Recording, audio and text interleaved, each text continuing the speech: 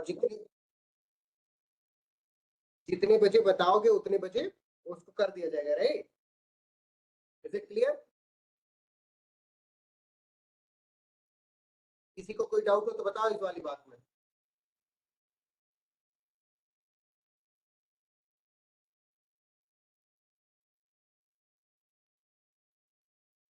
दिखाइए, उसे नहीं पढ़ रहा सबको?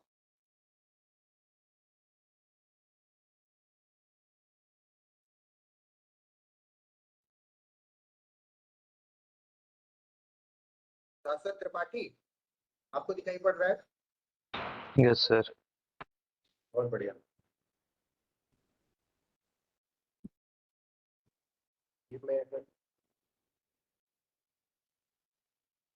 और ये अनुकूल और शिवांगी, आपको बोर्ड दिख रहा है दोनों लोगों को बढ़िया से? और मेरी आवाज भी आ रही है बढ़िया से? क्योंकि आज मैंने फोन से इसको कनेक्ट कर रखा है, कैमरे से नहीं। आज वेबएक्स वालों को थोड़ा अच्छी आवाज और अच्छी आवाज आ रही होगी, ऐसा है क्या?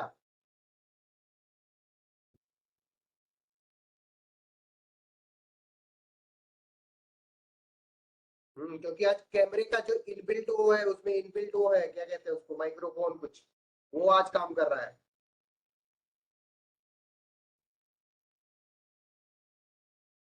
बस यही है कि पंखा चलता रहता तो हिलता रहता है थोड़ा थोड़ा। चलो स्टार्ट करते हैं। तो हम लोग स्टार्ट करें कि आ गए सब लोग क्या? हाँ तो गए। अर्पिता उपाध्याय,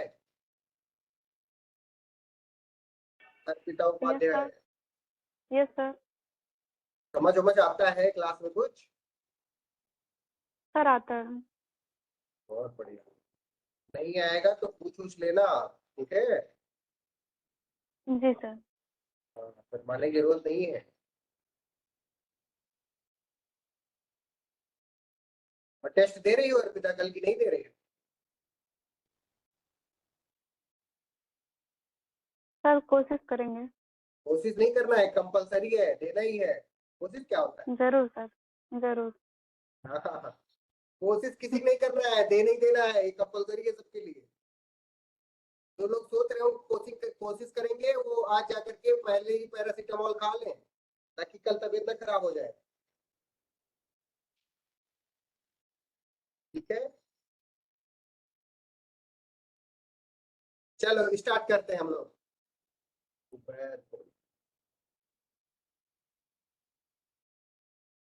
आज हम लोग डिस्कस करने वाले हैं एक्सपर्ट ओपिनियन, जो कि section 45 of Indian evidence act से और सेक्शन 39 ऑफ भारतीय साक्ष्य अधिनियम से स्टार्ट होता है। Is it clear to everyone? ठीक है शिवांगी, आपको आवाज आ रही है? सोचो, सिर्फ शिवांगी के लिए हमको ज्वाइन करवाना पड़ रहा है गूगल मीट। कोई बात नहीं शिवांगी, तुम बहुत अच्छे से पढ़ती रहो, बस हमेशा चलेगा तुम्हारे लिए गूगल मीट, जब तक तुम नया फोन नहीं खरीद लेती हो। तो हाँ, थैंक यू काम नहीं चलेगा, पढ़ाई करनी पड़ेगी। हाँ, पढ़ाई करती हो कि नहीं करती हो? तो एक क्वेश्चन पूछिए, बताओगे सब लोग? चलो पूछते हैं। पिछली क्लास में हमने क्या पढ़ाया था, पहले ये बताओ। कौशिकी सिंह बताओ, पिछली क्लास में हमने क्या पढ़ाया था? Sir relevancy of judgement. Relevancy of judgement पढ़ाया था। रेलेवेंसी ऑफ जजमेंट में अगर हम आज एक क्वेश्चन पूछूं, मैं पूछने जा रहा हूँ, सब लोग ध्यान से इधर देखो। क्वेश्चन है, आज पेन बहुत बढ़िया चलेगा, इन नहीं नहीं डाला हूँ, ठीक है? तो क्वेश्चन ये है कि मान लीजिए कि पी है, पी है और सी है, ठीक है?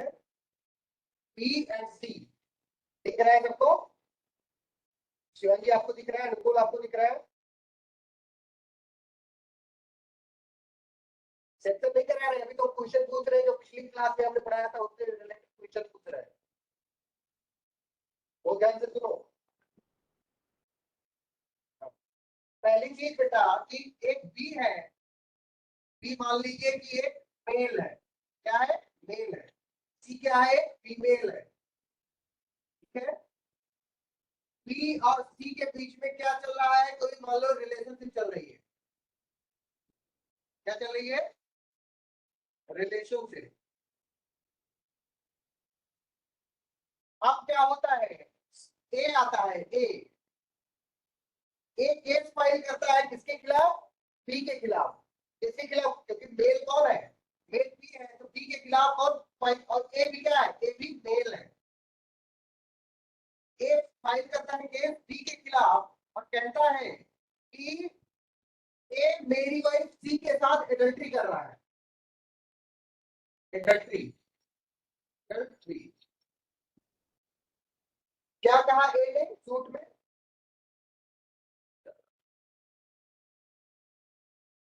इसने सूट में बेटा क्या कहा, ए ने कि जो बी है, बी वो सी के साथ एडल्ट्री कर रहा है। ठीक है, इतनी बात सबको समझ में आ गई, तो सब कर दो एक बार। फैक्ट समझ आ रहा है, बी का और सी का रिलेशनशिप चल रहा है, उस रिलेशनशिप में ए आते हैं, फाइल करते हैं, सी के खिलाफ कंप्लेंट दर्ज कराते हैं कि बी मेरी वाइफ सी के साथ क्या कर रहा है, एडल्ट्री कर रहा है। Is it clear to everyone. बेटा होता क्या है, कोर्ट ने बी को कन्विक्ट कर दिया।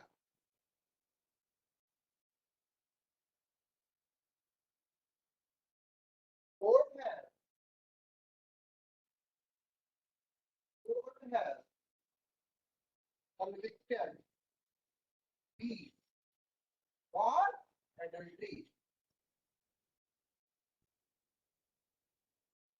बेटा केस फाइल किया, एफआईआर करके कि अब ये मेरी बीवी के साथ क्या कर रहे हैं, एडल्ट्री कर रहे हैं।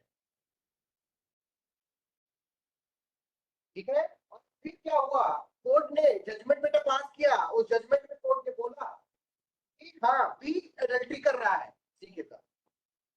ये जजमेंट आ गया, जजमेंट सबको समझ में आ गया है, सब करो एक बार अगर जजमेंट सबको समझ में आ गया हो। ठीक, ठीक।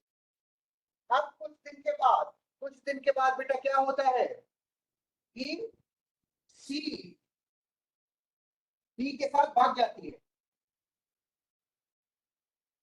ये लोग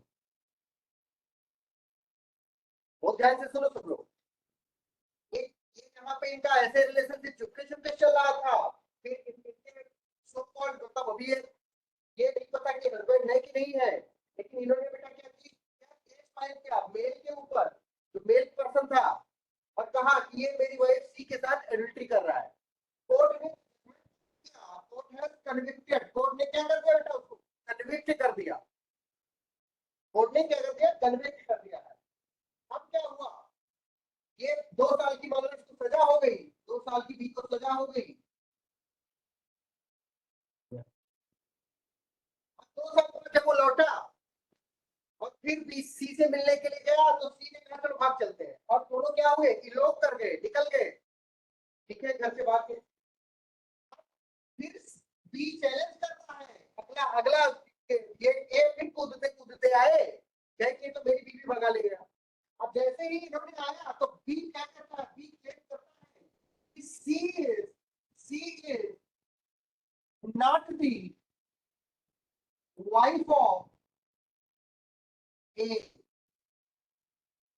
अगला केस आया, अगले केस में क्या क्लेम बेटा किया, सी ने, सॉरी बी ने क्लेम किया कि C is not the wife of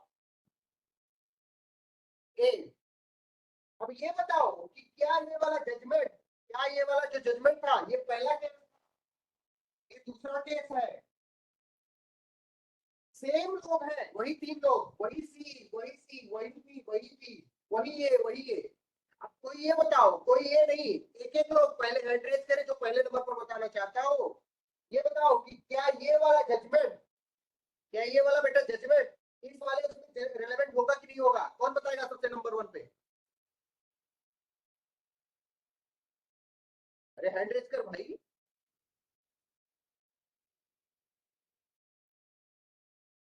fact समझ में आ गया सबको।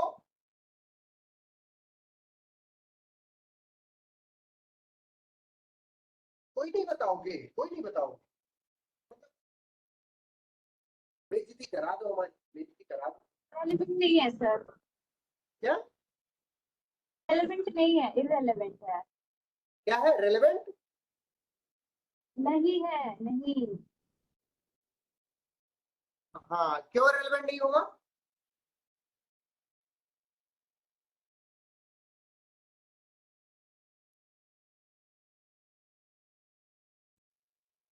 हाँ, बोलो, ये तो क्या पहले कौन, पहले पहले सबसे पहले सामूहिक बोलना स्टार्ट की थी, है सामूहिक बोलो बेटा फिर से। मैं कह रही हूँ कि इररेलेवेंट है, जो जजमेंट बी के अगेंस्ट पास किया गया है, तो अब जो सेकंड वाले कॉन्टेक्स्ट में वो इररेलेवेंट क्यों ये कह रही हूँ। क्यों इरेलेवेंट है?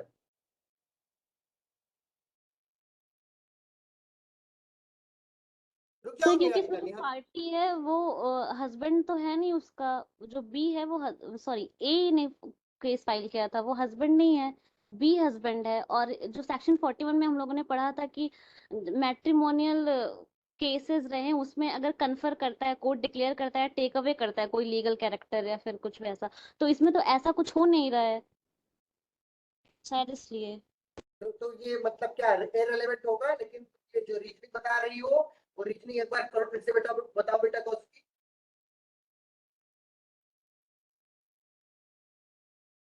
बताओ बताओ, सही बता रही होगी।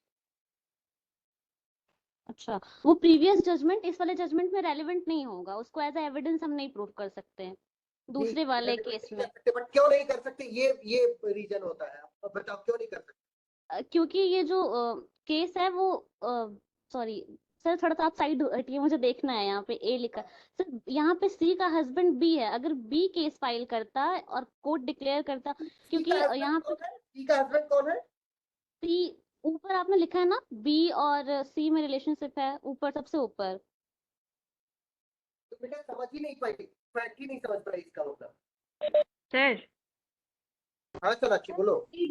सर वो रेलेवेंट इसलिए नहीं होगा क्योंकि जो जजमेंट ऑर्डर या डिक्री जो पास हुई है वो फैक्ट इन इशू में नहीं है।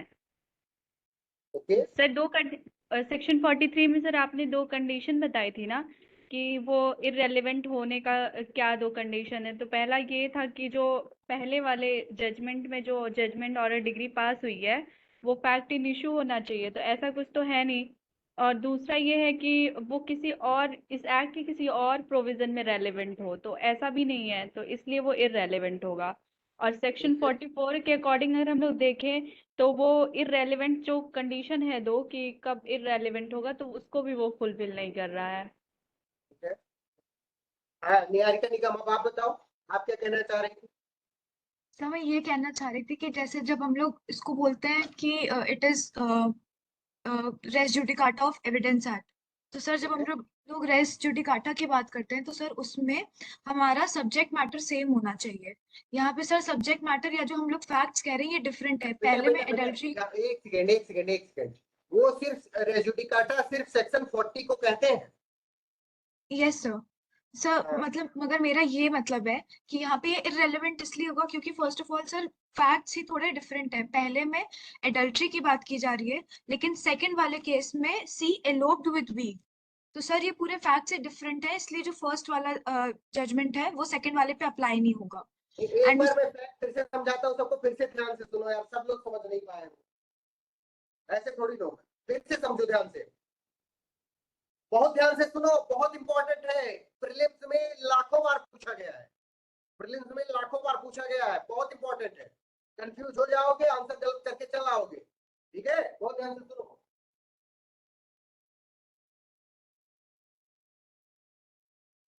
बहुत ध्यान से, सब लोगों को इतना ज्यादा अटेंटिव होना है कि इसके पहले जिंदगी में नहीं हुए हो।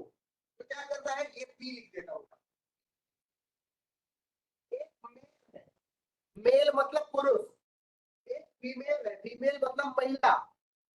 मेल और फीमेल के बीच में रिलेशनशिप है, इंटीमेसी है, लेकिन वो intimacy बेटा क्या है, चुपके चुपके से, भी चुपके चुपके से।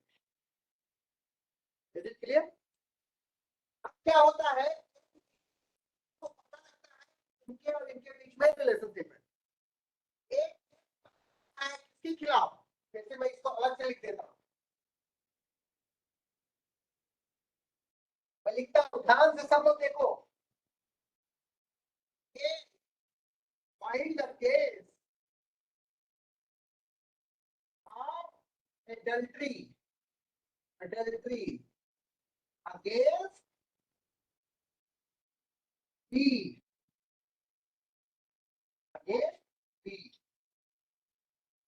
claiming that, क्या शिवांगी को बोर्ड नहीं दिख रहा है, शिवांगी को बोर्ड नहीं दिख रहा है, अभी दिख रहा है, A filed a case of adultery against B, claiming that he मतलब B, claiming that he is committing adultery with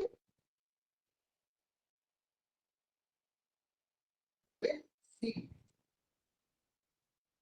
इतनी बात समझ में आ गई सबको, दिख रहा है सबको, दिख रहा है। अब कोर्ट में, कोर्ट का बेटा एक फैसला आता है, ये है फैसला कोर्ट का, कोर्ट है convicted be for adultery, court ने क्या कर दिया, कोर्ट ने कन्विक्ट कर दिया बी को, कोर्ट ने सजा दे दी कि हाँ ये एडल्ट्री कर रहा था, किसके साथ, सी के साथ एडल्ट्री कर रहा था। पहला केस यहाँ पे डिस्पोज ऑफ हो गया, डिस्पोज ऑफ, पहला केस खत्म। पहला केस यहाँ से चला कि बी के बीच में और सी के बीच में रिलेशनशिप थी, इंटीमेसी थी, और क्या हुआ, ए ने फिर ए को पता चला कि ऐसा कुछ है, तो ए बी के खिलाफ, क्योंकि बेटा एडल्ट्री में केस सिर्फ मेल के खिलाफ होता है, फीमेल के खिलाफ कभी भी केस नहीं होता है। तो इन्होंने क्या किया, केस फाइल कर दिया किसके खिलाफ, बी के खिलाफ, ये सी के खिलाफ, ये सी के साथ क्या कर रहे हैं, एडल्ट्री कर रहे हैं। एडल्ट्री मतलब होता है sexual intercourse outside the marriage. तो इसका मतलब अगर ये, और एडल्ट्री का जो वो फाइल कर सकता है, वो सिर्फ और सिर्फ कौन कर सकता है, हस्बैंड कर सकता है। कौन कर सकता है, कोई बोलो, सिर्फ हस्बैंड कर सकता है, हस्बैंड कर सकता है। तो ये केस कौन फाइल कर रहा है, हस्बैंड फाइल कर रहा है, और केस फाइल करने पर क्या हो गया, बी को क्या मिल गई, सजा मिल गई, किसकी, एडल्ट्री की। इसका मतलब इस वाले केस से क्या प्रूफ होता है, इस वाले केस से क्या प्रूफ होता है कि ए हस्बैंड, ये हस्बैंड है, ए सी का हस्बैंड है। ठीक है, इतनी बात समझ में आ रही सबको। अब क्या हुआ, अब वो छूट उठ के आया भैया, और उसका इधर सी का भी प्यार एकदम तूफान चल रहा था, और उधर बी का भी जेल से छूटा था, उसका भी प्यार तूफान चल रहा था। जैसे ही आया छूट करके, वैसे ही सी से मिलने पहुंच गया, और जैसे ही सी से मिलने पहुंचा, सी ने अपना पहले ही वो क्या कहते हैं, बांध रखा था कि जैसे आए तो भाग जाऊंगी। तो बी के साथ क्या हुई, इलोप कर गई, भाग गई घर से। इलोप मतलब होता है घर से भाग जाना, ठीक है। तो क्या हुआ, सी बी के साथ भाग गई। अब क्या होता है, अब क्या होता है, ध्यान से देखो, ए फिर से देखो, बहुत ध्यान से सुनो। फिर क्या होता है, पॉइंट किसके खिलाफ, बी के खिलाफ, ये इन्होंने मेरी वाइफ को क्या कर भगा ले गए हैं। ए फाइल द केस, लिख देता हूं, A file the case against B और eloping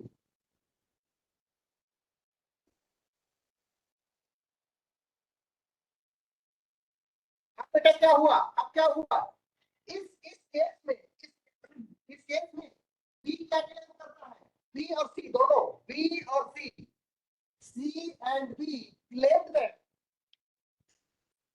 C and B claimed that, बेटा क्या कर रहे हैं, claimed that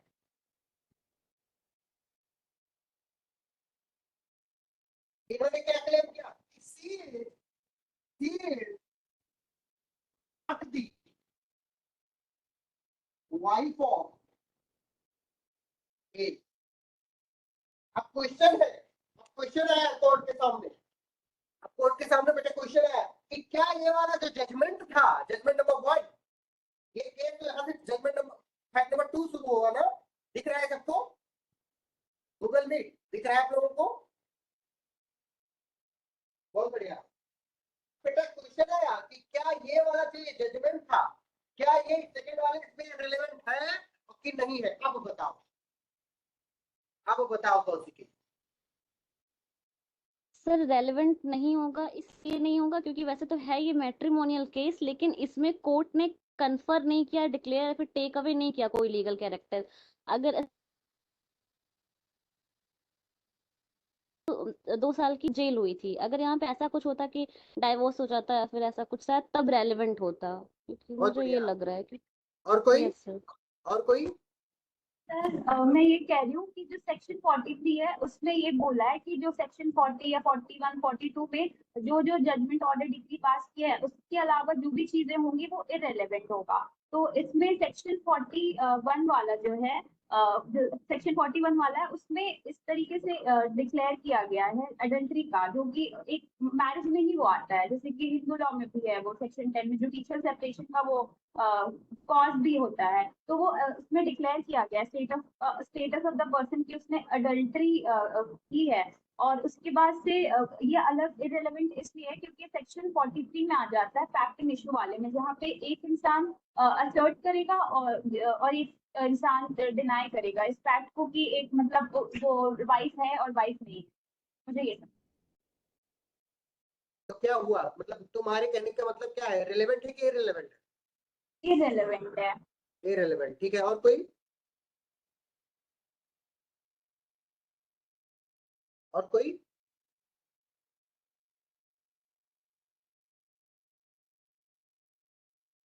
बताओ भाई। ऋचा रॉय, समझ में आया है? बताओ। रुक जाओ अनुकूल, एक सेकंड, ऋचा को पहले बता देता हूँ। हाँ बताओ ऋचा।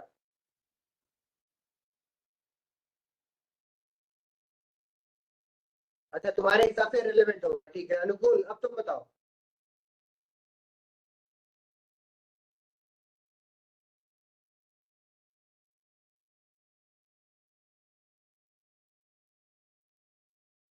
ठीक है अनुकूल, तुम्हें भी रिलेवेंट लग रहा है। शिवांगी तुम बताओ। तुम्हें भी रिलेवेंट लग रहा है, पर रहने दो, रहने दो, आगे कब, आगे कुछ मत बताओ। रुक जाओ, शाश्वत त्रिपाठी आप बताइए। शाश्वत Tripathi.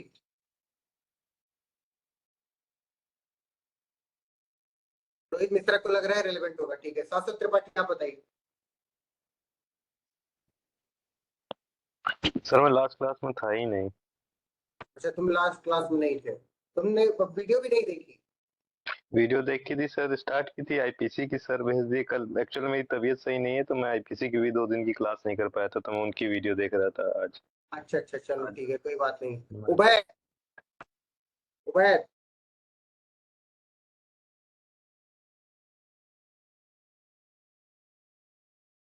Ubaid, am I audible? If yes, please respond. Yes sir. बताओ, रिलेवेंट होगा कि इररिलेवेंट होगा? सर इररिलेवेंट होगा। इररिलेवेंट होगा, ठीक है। रीजनिंग बताओ।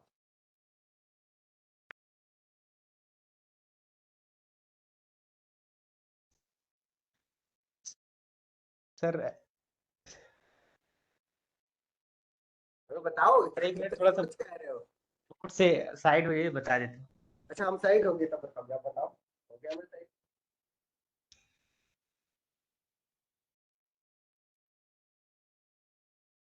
बता भाई।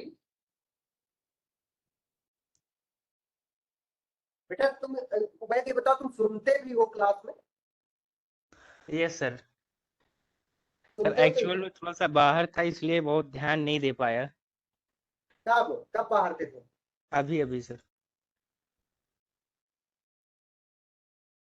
चलो कोई बात नहीं, आज तुम्हें तो माफ किया जा रहा है, लेकिन माफ नहीं किया जाएगा बार बार। तुम इस वीडियो को, वीडियो रिकॉर्ड हो रही है, इसको जा करके घर पे 3 बार देखोगे, ठीक जी है? जी। हाँ, ये तुम्हारी सजा है। और पिछले पिछले जितने भी रिकॉर्डेड वीडियो है सबको कई बार 4-5 बार सब लोग देखो। हाँ श्यामलाल तुम्हारा नंबर आ रहा है, 1 सेकंड, समझ रहे हो भाई? जी जी। हाँ श्यामलाल बोलो। सर हम ये कहना चाहते हैं, अभी क्लास में हम लेट आए हैं अभी, हाँ ये सब पुराना वीडियो था, उस तरीके से हम ये देख रहे हैं कि धारा धारा 43 जो होती है ना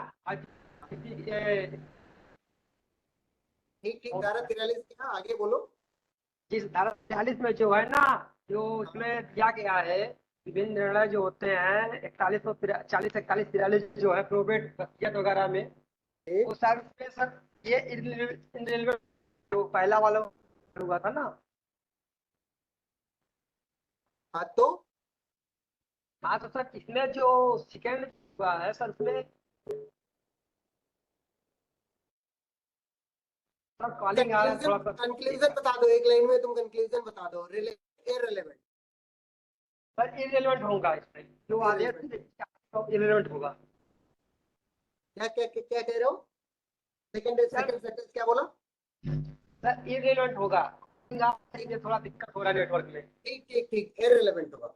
जितने लोग भी इररिलेवेंट बता रहे हैं उनका आंसर सही है।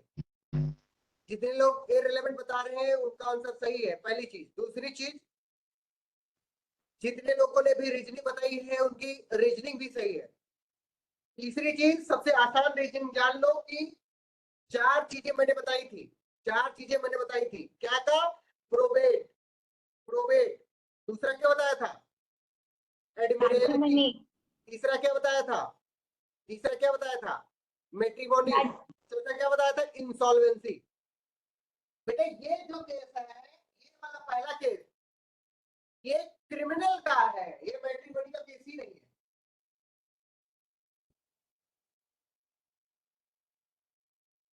Adultery is a criminal offense. It is not a matrimonial offense. Matrimonial क्या होता है? मैट्रिमोनियल, ध्यान से सुनो सब लोग। मैट्रिमोनियल ऑफेंस होता है जो डिवोर्स से रिलेटेड होता है, जो मैरिज से रिलेटेड होता है। मतलब अगर किसी के डिवोर्स कराने की बात आएगी तो क्या होगा? मैट्रिमोनियल चीज होगी। किसी के मेंटेनेंस की बात आएगी वो क्या होगी? क्या होगी? वो मैट्रिमोनियल बात होगी। लेकिन ये क्रिमिनल ऑफेंस है और ये क्रिमिनल जजमेंट है। अब क्रिमिनल जजमेंट क्या होता है बेटा? इररिलेवेंट होता है। क्रिमिनल जजमेंट क्या होता है? इररिलेवेंट होता है। ये बात सबको समझ आ रही है? तुम सब कर दो अगर समझ आ रही है तो। इसको पहली चीज तो आप लोग वो समझ रहे थे कि ये मैट्रिमोनियल है ही नहीं। कल मैं जब एक्सप्लेन कर रहा था मैट्रिमोनी, कल या मतलब जब भी क्लास लिया था, तो आप लोगों ने ध्यान से सुना नहीं था। मैंने मैट्रिमोनी को भी एक्सप्लेन किया था। उसको एक्सप्लेन करते टाइम ये बात बताई थी कि मैट्रिमोनियल केस क्या होते हैं। Is it clear to everyone? ये बेटा क्या है? एक क्रिमिनल केस है। क्रिमिनल केस क्या होते हैं? क्रिमिनल जजमेंट क्या होते हैं? इररिलेवेंट होते हैं, इररिलेवेंट। उनका फ्यूचर रेफरेंस कोई नहीं हो सकता, मतलब उनको रिलेवेंट नहीं माना जा सकता किसी भी आगे के जजमेंट में। क्योंकि क्रिमिनल लॉ में हर बार प्रोसिक्यूशन को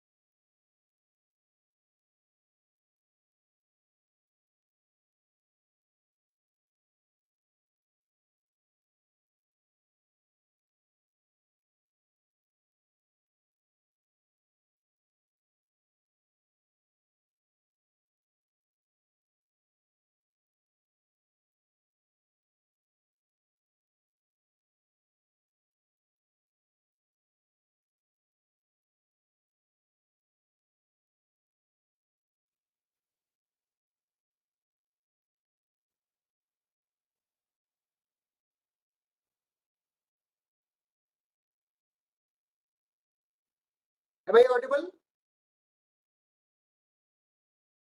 Am I audible? Sambhavi, Niharika? Yes sir, now you are audible sir. Video audio दोनों स्टॉप हो गया था। वीडियो ऑडियो दोनों क्लियर आ रहा है ना अभी? यस सर, अब क्लियर है। अरे नेटवर्क एकदम चला गया था। अरे बैकग्राउंड से आवाज वो आ रही है महाराज। डीके तुम्हें उसमें ज्वाइन करो, वेबएक्स पे ज्वाइन कर लो, कुछ नहीं आएगा बैकग्राउंड में। अरे अरे महाराज ज्वाइन करो, क्या नहीं होगा, क्या बात कर रहे हो। सब लोग जितने लोग वेबएक्स पे ज्वाइन कर सकते हो कर लीजिए, वो नेटवर्क हमारा थोड़ा चला गया था। I am sorry, I am so sorry.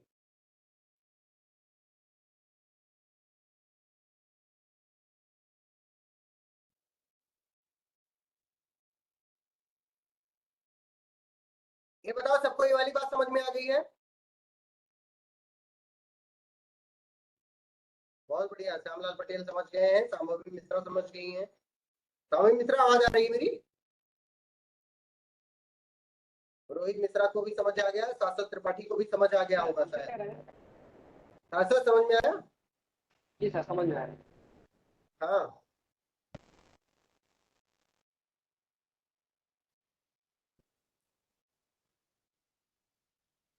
हाँ, तो एंट्री बता दें क्या कर दूं? सर, एक बार इसको थोड़ा कीजिएगा, वो वॉइस वो नहीं क्लियर हो पाया था। क्रिमिनल जजमेंट में ये इररिलेवेंट होगा क्योंकि देखो देखो फिर ध्यान से सुनो सब लोग। जो जजमेंट रिलेवेंट होते हैं वो सिर्फ 4 तरीके के जजमेंट रिलेवेंट होते हैं। कौन कौन? एक तो प्रोबेट होता है, प्रोबेट वाला जजमेंट। दूसरा कौन होता है? दूसरे नाम बताओ। सर विवाह संबंधी मामले होते हैं। एडमिरल्टी होता है। तीसरा क्या होता है? मैट्रिमोनियल होता है या मैट्रिमनी होता है। चौथा इंसॉल्वेंसी होता है। अब क्या है, इस केस को जब हम पढ़ते हैं एग्जाम टाइम में तो हमें लगता है कि ये केस कैसा है। हमें क्या लगता है, सबको क्या लगता है? मैट्रिमोनियल केस है। और क्या हम मार्क करके चले जाते हैं कि ये रिलेवेंट होगा। हमको आप लोग भले ही मतलब इस चीज को नहीं पकड़ पा रहे थे कि ये मैट्रिमोनियल केस नहीं है, बट आप लोग आंसर सही मार्क कर रहे थे। मैं इसी से बहुत खुश हूँ। हाँ, तो ये और दूसरी सबसे बड़ी चीज की क्रिमिनल जजमेंट, क्योंकि वो 4 के कैटेगरी में आता नहीं है, ये क्रिमिनल जजमेंट। क्योंकि एडल्ट्री क्या है? ऑफेंस है। एडल्ट्री क्या है? अब तो खैर ऑफेंस नहीं रहा, लेकिन ये क्या है, मतलब उस टाइम पे जिस टाइम पे ये क्वेश्चन फ्रेम किया गया था उस टाइम पे क्या था? बोल दो भाई, कोई ऑफेंस था। तो जब ऑफेंस था तो इसका मतलब क्या है? वो क्रिमिनल जजमेंट आएगा उसमें। और जब क्रिमिनल जजमेंट आएगा तो क्रिमिनल जजमेंट क्या होता है? इररिलेवेंट होता है। क्रिमिनल जजमेंट इररिलेवेंट होता है। क्यों इररिलेवेंट होता है? क्योंकि हर क्रिमिनल जो केस होता है बेटा, वो नए सिरे से शुरू होता है। वो नए सिरे से शुरू होता है। उसमें जो ऑफेंस कमिट किया गया सिर्फ उसकी सजा आपको मिल सकती है। और क्रिमिनल केस में, हर क्रिमिनल केस में करना क्या होता है कि जो ये होता है, क्या प्रोसिक्यूशन होता है, उसको अपना जो केस होता है, गिल्ट होती है, उसको बियॉन्ड रीजनेबल डाउट प्रूफ करनी होती है। ठीक है, समझ में आ गई बात सबको? तो उसमें कोई प्रीवियस जजमेंट दिखा करके आप ये नहीं कह सकते हो कि इसने एक बार एडल्ट्री की थी तो इसने ही मेरी बीवी को लेके भागा है, ये नहीं कह सकते हो आप। बात समझ में आ गई सबको? सिविल केसेस में होता है कि सिविल केसेस में जैसे प्रोबेट वगैरह का केस हुआ या एडमिरल्टी का केस हुआ, इंसॉल्वेंसी का केस हुआ या मैट्रिमोनियल केस होता है, तो क्या हो जाता बेटा? ये रिलेवेंट हो जाता। Is it clear to everyone? किसी को कोई डाउट कुछ हो तो पूछो, हम आगे बढ़े। श्यामलाल बोलो। सर जो ये आईपीसी में धारा 397 था, खत्म हो गया है अब। हाँ, तो सर ये तो रिलेवेंट हो जाएगा ना? इरिलेवेंट नहीं होगा ना? अरे नहीं जी, ये मैट्रिमोनियल है ही नहीं। नहीं जो सर, मैट्रिमोनियल अभी जो सर मैट्रिमोनियल क्रिमिनल में अभी आएगा।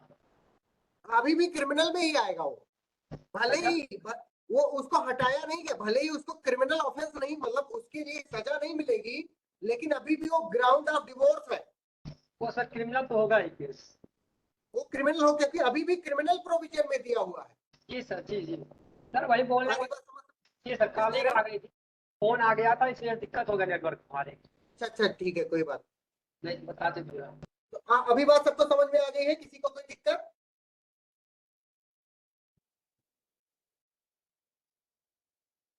और आगे बढ़ जाए, आगे शुरू करें expert opinion.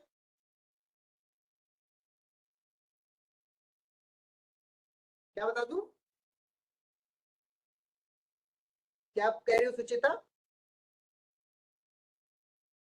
Section 11 plea of alibi और ये सब की बात कर रही हो, राइट?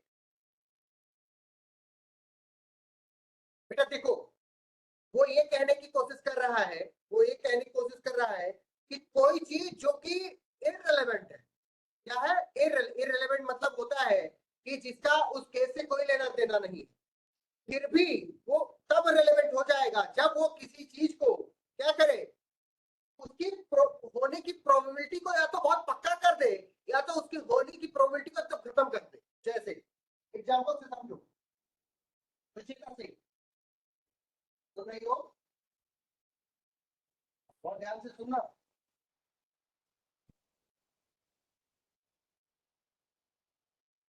मैं अभी पार्ट 1 बता रहा हूँ।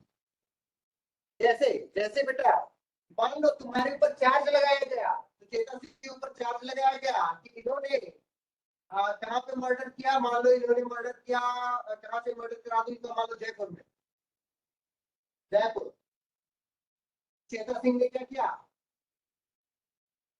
सुचिता ने मर्डर किया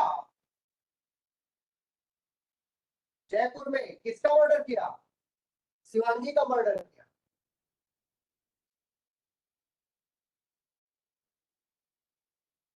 अब बेटा लेकिन इन्होंने क्या प्रूफ किया? इन्होंने प्रूफ किया, चेता ने क्या प्रूफ किया कि जिस दिन इनका मर्डर हुआ, जिस टाइम पे इनका मर्डर हुआ, उस टाइम पे मैं कहाँ पे थी? मैं कहाँ पे थी? मैं प्रयागराज में।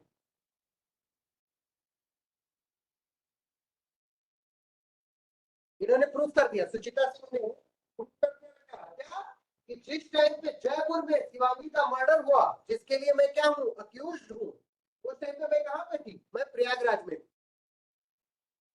बात समझ में आ रही सुचिता? हाँ। तो बेटा जब अब तुम एक समय पे तुम एक ही जगह पर हो सकती हो ना, या तो तुम जयपुर में होकर के इसका मर्डर की होगी, या तो तुम प्रयागराज में होकर के कोई और काम की होगी उस टाइम पे। तो इस तुम्हारा प्रयागराज में होना, तुम्हारा बेटा प्रयागराज में होना, इस तुम्हारे द्वारा इस मर्डर को किए जाने की तो क्या कर देता है? इम्प्रोबेबल बना देता है। इम्प्रोबेबल, इम्प्रोबेबल, इम्प्रोबेबल का मतलब होता है बेटा असंभव, एक तरह से बना देता है, इम्पॉसिबल। असंभव एक तरह से बोल रहा हूँ, एकदम असंभव नहीं बोल। तुम हो सकता है भगवान हो, तुम तुरंत वहां पहुंच जाती हो, तुरंत यहाँ पहुंच जाती हो, लेकिन मैं इम्प्रोबेबल मतलब असंभव की तरह है। ठीक है, समझ रही हो सुचिता? ये ह्यूमन बीइंग के लिए एक ही समय पर दो जगह पर होना क्या है? इम्प्रोबेबल है। ठीक सुचिता? अगर प्रयागराज में थी बेटा, तो तुम जयपुर में जाके तो मर्डर करोगी नहीं। इसको कहते हैं एलिबाई। एलिबाई मतलब होता है किसी दूसरी जगह पर होना, दूसरी जगह पर होना, तो होना।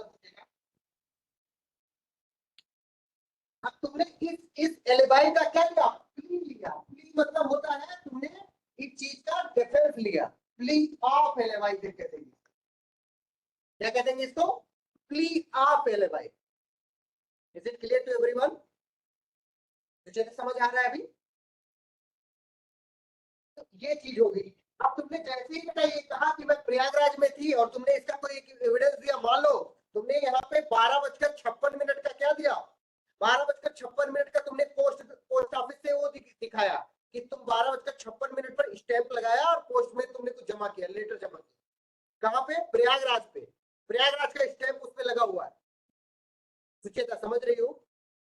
अब 12:56 नहीं, 12:50 पर इनका मर्डर हुआ होगा, तब भी तुम 5 मिनट में नहीं पहुंच जाओगी प्रयागराज।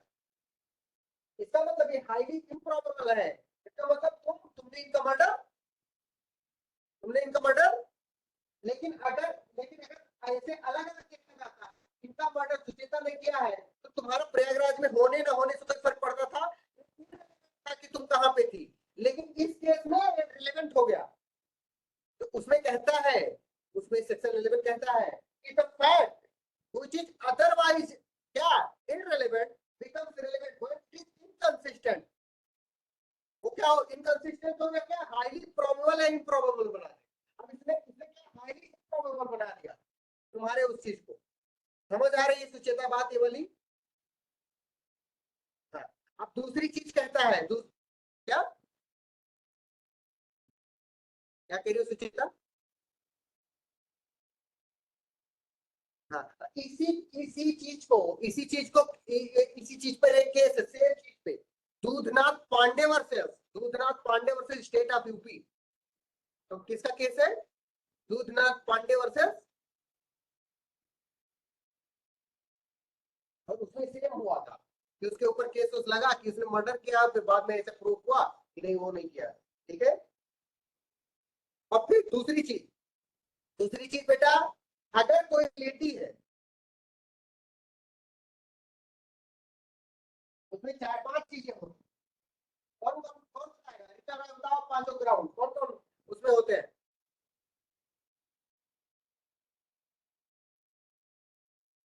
क्या अरे देर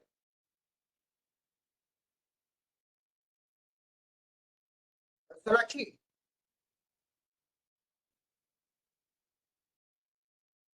प्ली ऑफ LFI वाले सेक्शन में और कौन कौन से ग्राउंड है? उसमें 4-5 चीजें और होती हैं। पहला तो ये प्ली ऑफ LFI हो गया, और दूसरे पार्ट में और भी 3-4 चीजें होती हैं। क्या क्या होती हैं वो?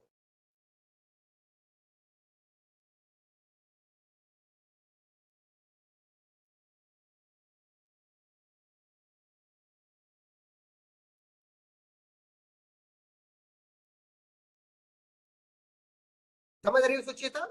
अब नॉन एक्सेस का मतलब अभी सोनाक्षी तुम्हें समझा देंगी। सोनाक्षी समझा दो इनको नॉन एक्सेस का मतलब।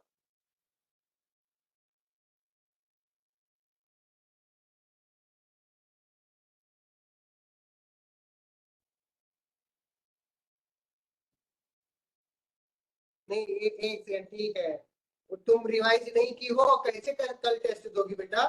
सोनाक्षी ऐसे थोड़ी ना होता है।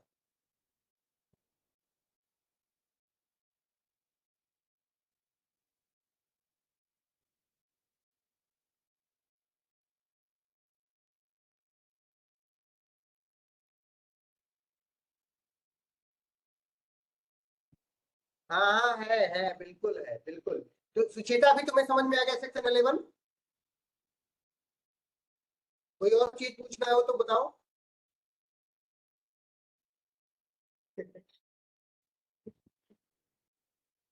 ऐसे ऐसे कूद के पूछोगी तो दिक्कत हो जाएगी। बता देता हूँ। हाँ चलो, सेक्शन 31 क्या कहता है? फ्लो टूट जाता है बेटा क्लास में ऐसे। तुम, मैं बता दे रहा हूँ, ऐसे दिक्कत नहीं है कोई। ये कहता है, सेक्शन 31 कहता है कि जो एडमिशन होता है, क्या होता है? एडमिशन होता है, वो कंक्लूसिव प्रूफ नहीं होता। कंक्लूसिव प्रूफ मतलब होता है बेटा, तो सेक्शन 31 कहता है कि एडमिशन जो है ये क्या है? कंक्लूसिव प्रूफ नहीं है। और है क्या? what an estoppel। इसका मतलब बेटा क्या होता है कि तुम जो कह दो, जैसे जैसे अगर बेटा तुम एडमिट करो कि तुमने मान लो, कन्फेशन भी एक तरह का एडमिशन है ना सुचिता, मानती हो कि नहीं मानती हो? हाँ, तो तुमने कहा कि मैंने 5 रुपए चोरी किया है, ठीक है, कह दिया तुमने, एक एडमिशन हुआ कि नहीं हुआ? हो गया। अब इस तुमने एडमिशन किया कि 5 रुपए तुमने चोरी किया है, तो बेटा ये चीज कि तुमने 5 रुपए चोरी किया है, इस चीज को ये कंक्लूसिवली मतलब एकदम से मतलब कोई पत्थर की लकीर नहीं होगा कि तुमने ही चोरी किया होगा, बट तुमको तुम्हारे ऊपर क्या लगा दिया, रोक लगा दिया जाएगा, स्टॉपर लगा दिया जाएगा कि तुम अब इस चीज से खुद डिनाई नहीं करोगे कि तुमने 5 रुपए चोरी नहीं किया है। समझ रही हो सुचिता? क्या समझी तुम बताओ? मतलब कि एक सेकंड मैं फिर से पहले एक बार बोल देता हूँ, फिर बताना तुम क्या समझे, ठीक है? तुम कोई भी चीज सेक्शन 31 की बात कर रहा हूँ, तुम कोई भी चीज बेटा कहोगी तो उस तुम्हारे कथन को एकदम पत्थर की लकीर नहीं मान लिया जाएगा, मतलब कंक्लूसिव प्रूफ नहीं मान लिया जाएगा, पहली चीज। दूसरी चीज, उसको लेकिन तुम उस चीज से बदल नहीं सकती हो, मतलब एक बार ये नहीं कि तुम आज ये कह रही हो और कल जब कोर्ट के सामने पहुंचो तो कुछ दूसरी बात को। समझ रही हो सुचेता? तुमको रोक दिया जाएगा कि तुम मान लो एक बात कह रही हो तो तुम्हें वही बात कहनी है। तुम अगर एक बार एडमिशन कर ली किसी चीज का तो तुम स्टॉपर लगा दिया जाएगा, तुम्हें स्टॉप कर दिया जाएगा, तुम उस चीज से अब डिनाई नहीं कर सकती हो। आगे बात समझ? क्या समझिए अब बताओ?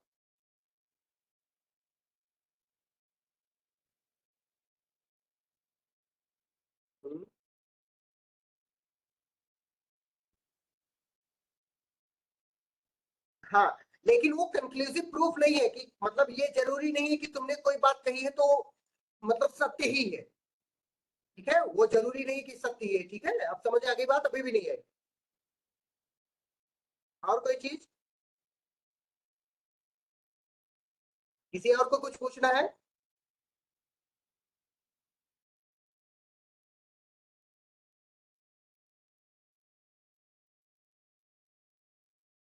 पढ़ो सेक्शन 43 पढ़ो जरा, सबको समराइज करिए।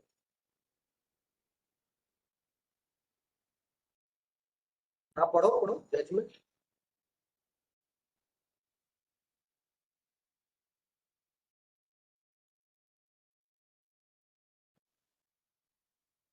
ठीक है,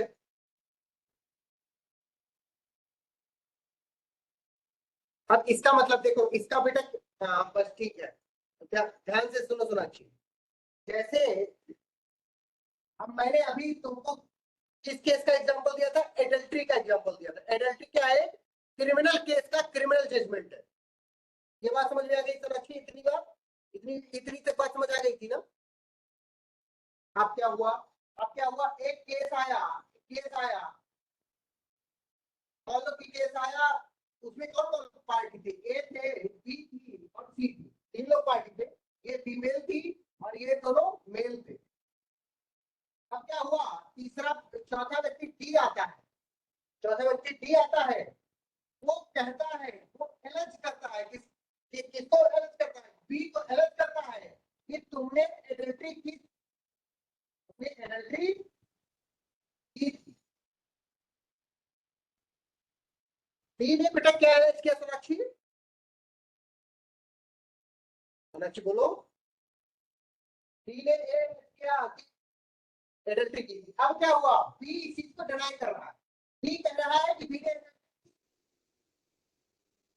मैंने एडल्ट्री नहीं की। समझ रहे हो सब लोग? बी कह रहा है कि बी ने एडल्ट्री की और बी कह रहा है कि मैंने एडल्ट्री नहीं की। अब क्या हुआ? अब जो केस है, पिछला केस जिसमें ए बी और सी इन्वॉल्व थे, वो केस क्या बन गया बेटा? उसकी एग्जिस्टेंस और नॉन एग्जिस्टेंस को चैलेंज किया जाने लगा। अगर मतलब ये डी कह रहा है कि तुमने एडल्ट्री की थी, इसका मतलब जो केस इसमें हेल्ड हुआ था, जिसमें एडल्ट्री के लिए तो किया गया था ना,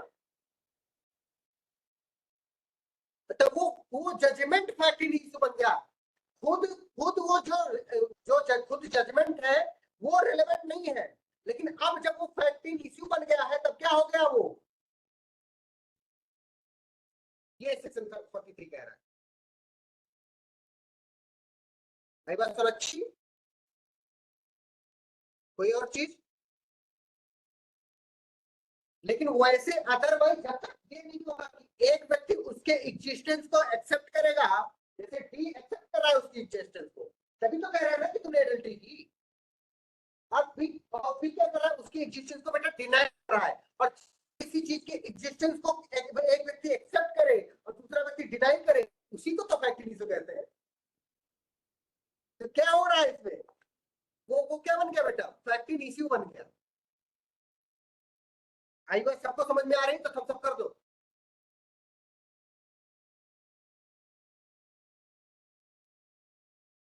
हाँ श्यामलाल किया था, बोलो। सर वो हाथ उड़ गया था, वो हम जान नहीं गए सर, टच हो गया था। अच्छा गलती से हो गया था, ओके।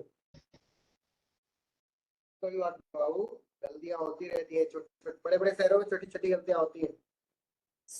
अब हम आगे बढ़ जाए कि किसी को और कुछ पूछना है?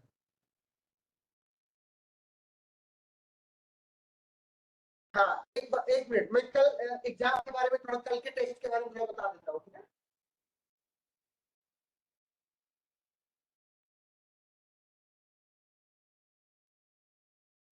कुछ लोगों ने राजीव से बोला कि उनको 8 क्वेश्चन अटेम्प्ट करने में प्रॉब्लम हो रही है। कितने लोगों को प्रॉब्लम हो रही है 8 क्वेश्चन अटेम्प्ट करने में 3 घंटे में?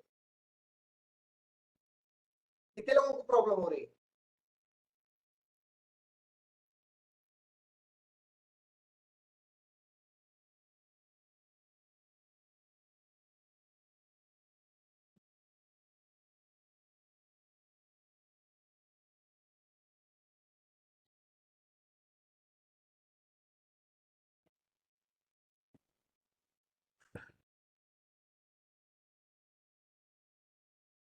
बेटा सोनाक्षी, अच्छा ठीक है। और कोई कुछ कहना चाह रहा था?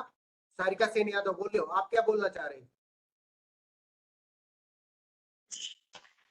सर एक्चुअली मैंने कभी ऐसा मतलब ऐसे रिटन टेस्ट दिया नहीं है, तो मुझे कोई उतना आइडिया मतलब है नहीं कि 3 घंटे में हो पाएगा नहीं, बट हम ट्राई सारिका करेंगे। एक बात सुनो कि आज के पहले तुमने कभी जुडिशरी प्रिपरेशन भी नहीं की होगी, आज के पहले तुमने Yes, कभी sir. लॉ भी नहीं किया होगा, आज के पहले तुमने कभी एलएलएम के बारे में भी नहीं सोचा होगा, आज के पहले तुम 22-23 साल की भी नहीं रही होगी। बहुत चीजें पहली बार कर रही Yes, हो, sir. बहुत चीजें पहली बार कर रही हो, लेकिन जब करोगी तभी तो दूसरी बार करोगी। अगर तुम पहले ही डर जाओगी तो कभी Yes, sir. करोगी नहीं पहली बार। समझ रही हो ना? Yes, sir. और ये सबके ऊपर लागू होता है सोनाक्षी, तुम्हारे ऊपर भी लागू होता है। ये कोई दलील नहीं देगा, ये कोई दलील नहीं देगा कि वो अपने एग्जाम टाइम पे 30 पेज लिखा था कि 32 पेज लिखा था कि 1000 पेज लिखा था। सबको ये ध्यान देना है कि जितना इंस्ट्रक्शन क्वेश्चन पेपर में है, हमें सारे क्वेश्चन अटेम्प्ट करके आने हैं, काम खत्म। ठीक सोनाक्षी? हाँ कभी भी देखो बेटा, कॉम्पिटेंसी पढ़ाई जाती है, कॉम्पिटेंसी पढ़ाई जाती है। कॉम्पिटेंसी देखो, लड़कियां जितनी भी यहाँ पे है बैठी हुई है, जितनी भी लड़कियां बैठी हुई है क्लास में, आप लोग कोई भी पैदा होते ही साइकिल चलाना नहीं सीख गई होगी, आपको उठ करके कोशिश करनी पड़ी होगी। कोई भी एक बार अगर पहली बार आपने रोटी बनाया होगा, पहली बार नहीं बन गई होगी, आपने 2 बार 3 बार 10 बार बनाया होगा, फिर बना पाई होंगी आप। आपने बहुत सारे काम पहली बार किए होंगे जो आप नहीं कर पाई होंगी अच्छे से। घबराने की कोई जरूरत नहीं है। पहली बार अगर आप 8 क्वेश्चन नहीं अटेम्प्ट कर पाती हैं, पूरा नहीं कर पाती हैं, तो कोई घबराने की जरूरत नहीं है। अगर आप 10 पेज लिख पाती हैं, 10 पेज लिखिए, बट लिखिए। आप समझ रहे हो सब लोग?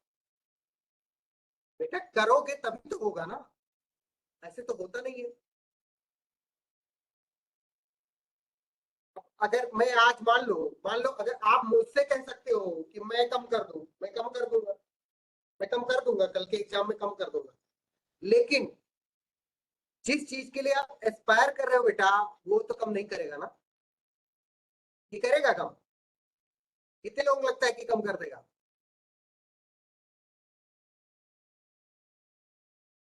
और तुम्हारा कंपटीशन बड़ी बड़ी कोचिंगों में पढ़ रहे बच्चों से है।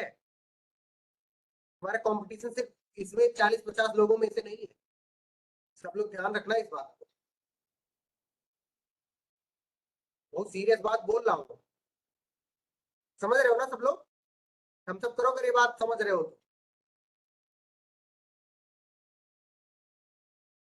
हमको अपनी कॉम्पिटेंसी बढ़ाने पर हमको काम करना है, ठीक है? क्या बढ़ाने पर काम करना है? कॉम्पिटेंसी। और कॉम्पिटेंसी धीरे धीरे बढ़ती है। हम साइकिल चलाना सीखते हैं तो पहली बार गिरते हैं, दूसरी बार खड़े होते हैं, फिर चलते हैं, फिर गिरते हैं, फिर खड़े होते हैं, फिर चलते हैं, फिर। बेटा तुम जरूरी नहीं है कि तुम पहले ही टेस्ट में 200 में 200 नंबर ले आओ, कोई जरूरी नहीं है। तुम 60 नंबर लाओगी, 50 नंबर लाओगी, लेकिन लेके आओ, टेस्ट को अटेम्प्ट करो। टेस्ट को अटेम्प्ट करना जरूरी है। Be brave, take risk, risk लो, सब कुछ अटेम्प्ट करो, घड़ी देखो, टाइम को मैनेज करो, यही तो है, यही लाइफ है। लाइफ में हमको लगता है, देखो सब लोगों को ये बात लगती होगी कि मैं कल उठूंगा या उठूंगी और मैं कल उखाड़ दूंगा सब। नहीं होता भाई, कभी नहीं आता ऐसा। हमारे पास जो सबसे कम है और सबसे मतलब सबसे ज्यादा खर्च होता है वो समय है। सबसे कम समय है, मुश्किल से हम लोग मुश्किल से अगर जिएंगे तो 80 साल जिएंगे मुश्किल से, जिसमें से प्रोडक्टिव ईयर कितने हैं? यही 30-40 साल। और ये ऐसे बीते जा रहे हैं मतलब कि कुछ पता ही नहीं चल रहा है। आप लोग इस चीज को रियलाइज कर रहे हो चाहे ना कर रहे हो मुझे नहीं पता, लेकिन 2 महीने हो गए लीगल नेरेटिव में आपको पढ़ते हुए। कितने लोग ये बात को रियलाइज कर रहे हैं? जबकि आपको आपने कभी इस मतलब ऐसे ऐसे टाइम पास हो गया है कि कुछ पता ही नहीं चला है। अभी हम लोगों ने क्या किया? कुछ नहीं किया भाई। हम 25 दिन में खत्म करने वाले थे, आज मैं 20वीं क्लास पढ़ा रहा हूँ, अभी मैं मतलब 1/3 भी एविडेंस खत्म नहीं कर पाया हूँ। समझ रहे हो सब लोग? तो हमें क्या होना करना होगा? हमें अपनी कॉम्पिटेंसी बढ़ानी होगी। सोनाक्षी, आज के बाद कभी भी ये कंप्लेन किसी का नहीं आना चाहिए, ठीक है? हाँ बोल तो सही।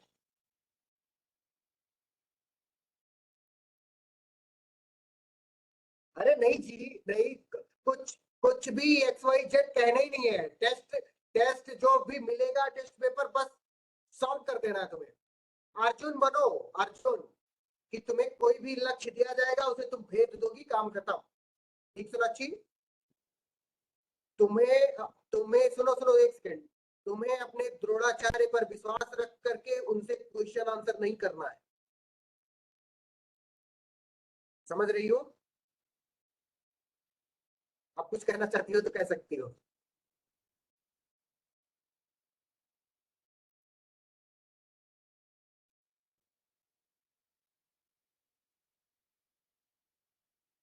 नहीं नहीं नहीं नहीं, आज के बाद से याद रखो कि कुछ भी हो XYZ, तुम्हें क्या रखना है? देखो, हम लोगों की भले ही उम्र कम हो या जो भी, अब मतलब कई बार कोई लोगों को लगता होगा कि हमारी उम्र के हैं, ऐसा ऐसा लगना जायज भी है, लेकिन तुम पैसा दे करके बैठे हो क्लास में तो ट्रस्ट करो, ट्रस्ट द प्रोसेस। और ट्रस्ट करो इन द सेंस कि एक बार जो उधर से आ रहा है सब ले लो। समझ रहे हो? समझ रही हो ना? मतलब सोनाक्षी, मैं तुम्हें टारगेटेड करके नहीं बोल रहा हूँ कोई भी चीज, इसको दिल पे मत ले लेना।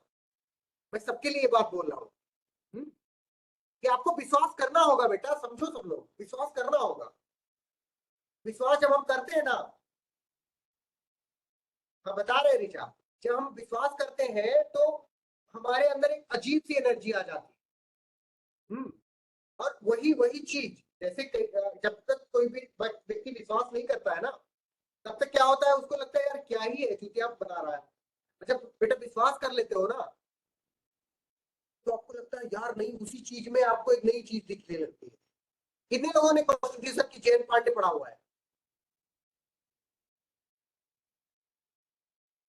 सुचेता ने पढ़ा है, और किसी ने नहीं पढ़ा? सोनाक्षी, तुमने कौन सी किताब पढ़ी है कॉन्स्टिट्यूशन की?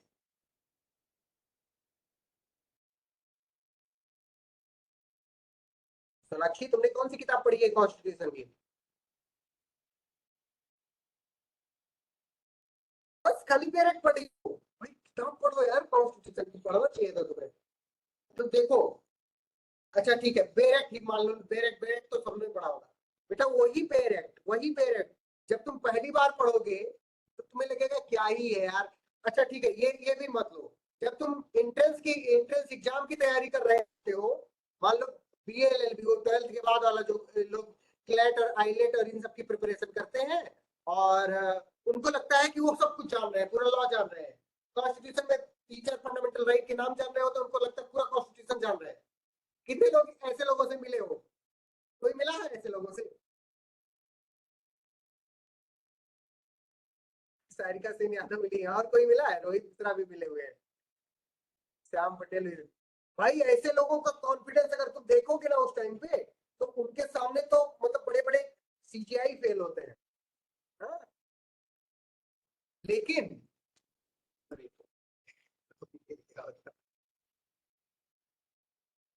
लेकिन जैसे ही बेटा धीरे धीरे वो आगे बढ़ते हैं ना, तो उनको पता चलता है यार मैं तो कुछ जानता ही नहीं था। तब जब उस चीज को बार बार पढ़ने लगते हैं, तब उनको लगता है उनको हर चीज नई निकल के आती है। अब वो ट्रस्ट कर रहे हैं प्रोसेस को, अब उस पढ़ने के प्रोसेस को ट्रस्ट कर रहे हैं। जब ट्रस्ट करते हैं तो नई चीजें निकल के आती है। वो एक लाइन का सिर्फ है आर्टिकल 21। कितने लोगों को पता है कि वो एक ही लाइन का है कि no person shall be deprived of his life and personal liberty except according to the procedure established by law। कितने लोगों ने वाली आर्टिकल सुना है? बेटा उससे पता नहीं कितने राइट निकाले गए, पता नहीं कितने राइट निकाले गए। समझ रहे हो? उन्होंने ट्रस्ट, जो वो है कॉन्स्टिट्यूशनल फोरफादर है ना, उन्होंने उस वर्डिंग पर ट्रस्ट करके even procedure establish by law लिख दिया। लेकिन उसी को पढ़ के सुप्रीम कोर्ट ने उसमें से ही क्या निकाला? ड्यू प्रोसेस ऑफ लॉ निकाल लिया। क्या निकाल लिया? ड्यू प्रोसेस ऑफ लॉ निकाल लिया। तो मेरे कहने का मतलब ये है कि हमको करते रहना है चीजों को, अब तक करते रहना है जब तक हम जहां पहुंचना चाहते हैं नहीं पहुंचा। कितने लोग इस चीज से एग्री कर रहे हो मेरे वाली बात?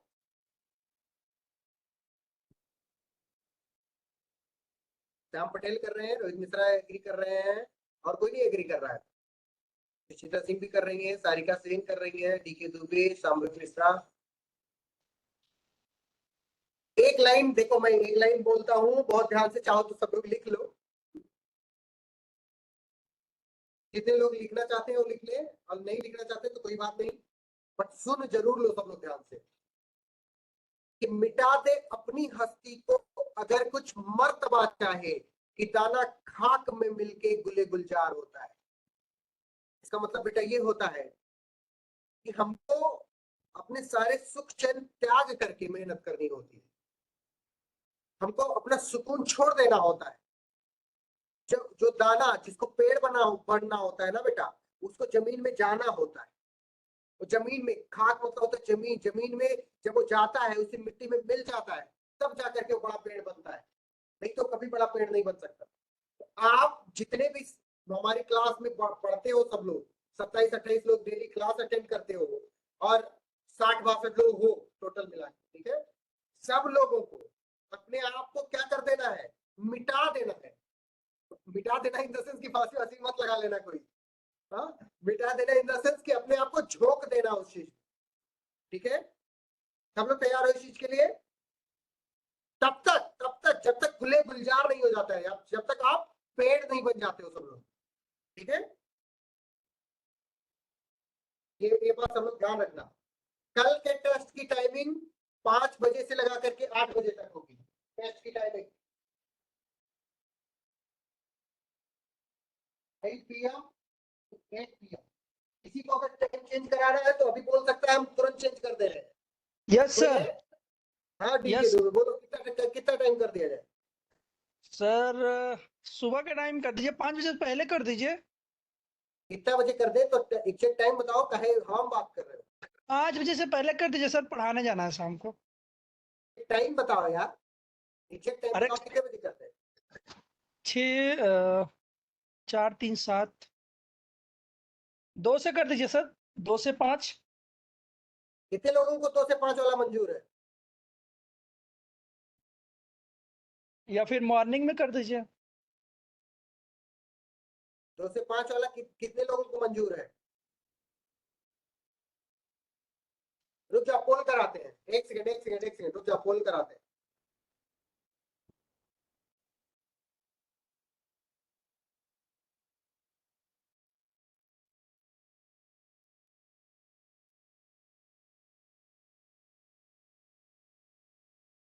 एक भाई सेकंड लोग रुको, सब ये लोग देखो। साथ देना, 2 बजे से, अब 5 बजे से पहले हो जाए।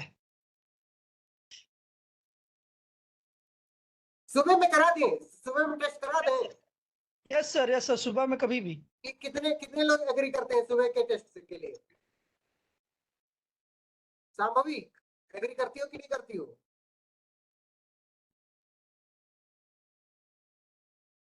सर 2 बजे वाला ही ठीक है, अगर जल्दी है तो 2 बजे वाला ही 2 से ठीक है। 5। हाँ, क्योंकि लेट हो। एक काम करते हैं, रुक जाओ, सब लोगों का टाइमिंग वाइमिंग अब फिक्स नहीं होगा। हम सुबह में 9:30 बजे आप लोगों को पेपर दे देंगे। रात के 8 बजे के पहले जमा करना है, सबको सबमिट करना है। सुबह 9:30 बजे पेपर मिलेगा। जिसका जब मन करे तब से स्टार्ट करो। और सब लोग स्टॉप वॉच लगाओगे, ध्यान से सुनो, सब लोग स्टॉप वॉच लगाओगे। करेक्ट 3 घंटे लिखना है, 3 घंटे 1 मिनट नहीं लिखना है किसी को भी। करेक्ट 3 घंटे, कोई भी 3 घंटे 1 मिनट नहीं लिखेगा, ये जान लो। अगर लिखोगे तो पाप पड़ेगा, हमें नहीं, फिर बाद में मत कहना, ठीक है? देखो, और दूसरी चीज 8 क्वेश्चन होंगे, लेकिन 6 ही अटेम्प्ट करने हैं। कितने? 6 अटेम्प्ट करने हैं। सोनाक्षी कश्यप की वजह से, मतलब वजह से नहीं, मतलब सोनाक्षी कश्यप के कहने से इसको कम कर दिया गया है, ठीक है? 8 क्वेश्चन में से, सुनो 8 क्वेश्चन में से 6 नहीं भाई, सोनाक्षी कश्यप का कहना माना जाएगा। और सबको 6 क्वेश्चन अटेम्प्ट करने होंगे। 8 क्वेश्चन होंगे, 4 क्वेश्चन एविडेंस से होंगे, 4 क्वेश्चन बीएनएस से होंगे, मतलब आईपीसी से। 3 क्वेश्चन आईपीसी से करना होगा, 3 क्वेश्चन एविडेंस से करना होगा, ठीक है? सुबह 9:30 बजे पेपर मिलेगा सबको, ठीक है? अब 3 घंटे के ऊपर कतई नहीं लिखना है किसी को भी, जो लिखा उसको पाप पड़ेगा बस।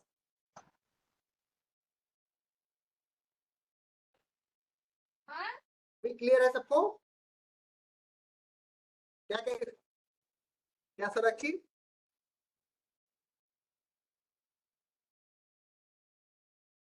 यार तुम्हारी आवाज नहीं आ रही सोनाक्षी। तुम एक काम करो, तुम लीव करके फिर से ज्वाइन करो।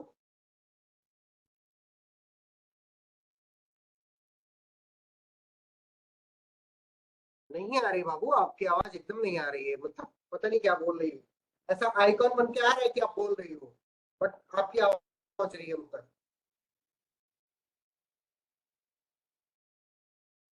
जब तक कुछ नहीं आ रहा है। हाँ आप बोलो।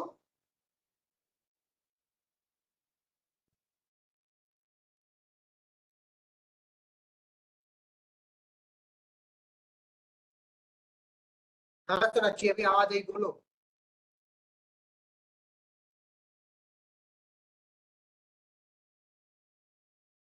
नहीं, किसी को 8 नहीं अटेम्प्ट करना है, सिर्फ 6 क्वेश्चन अटेम्प्ट करना है सबको। सिर्फ सबको 6 क्वेश्चन अटेम्प्ट करना है, ठीक है?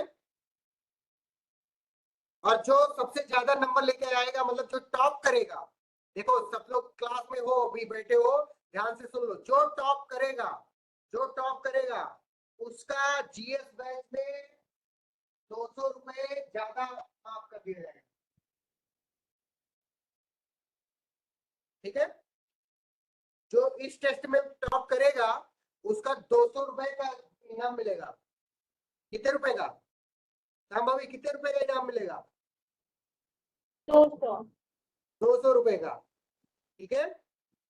जो टॉप करेगा सिर्फ एक इंसान को मिलेगा, ठीक है?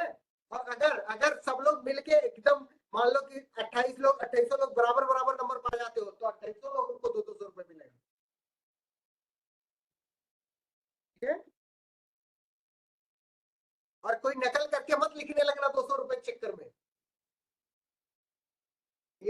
कॉपी वॉपी की किताब तब खोल खोल के बैठ जाओ। पेपर मिलने के बाद में किसी को ना इंटरनेट यूज करना है, पेपर मिलने के बाद में ना किसी को इंटरनेट यूज करना है, ना नोट्स खोलने हैं।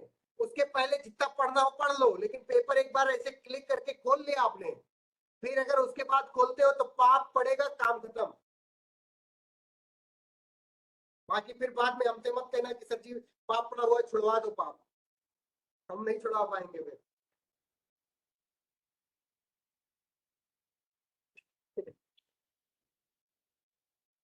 एक सेकंड, कोई शायद बाहर खड़ा है, एक सेकंड देख क्या।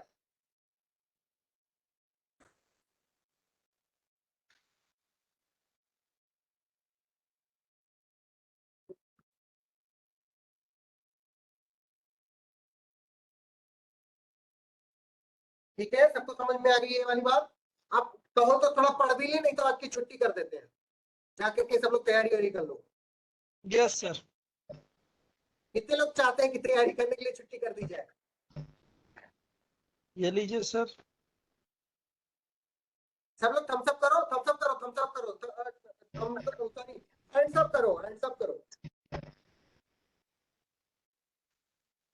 हैंड डाउन मत करना कोई भी, हैंड डाउन मत करना कोई भी। ठीक है, जाओ जाओ जाओ जाओ जाओ, सब लोग जाओ। हाँ भाई, जाके तैयारी करो सब लोग। रुक जाओ, सिलेबस बता देता हूँ, एक सेकंड सिलेबस बता देता हूँ। कन्फेशन तक आएगा, कन्फेशन तक सेक्शन 1 से लगा करके सेक्शन 31 तक जो जितना भी कन्फेशन तक पढ़ाया गया है, 52 पेज का नोट्स जो भेजा गया था, उसमें से कुछ भी हम पूछ सकते हैं। पहली चीज, आईपीसी में right to private defence section 106 IPC तक आएगा। ठीक है, सेक्शन 1 से सेक्शन 106 आईपीसी तक कुछ भी पूछ सकता हूं। किसी को कोई शक इस वाली बात में?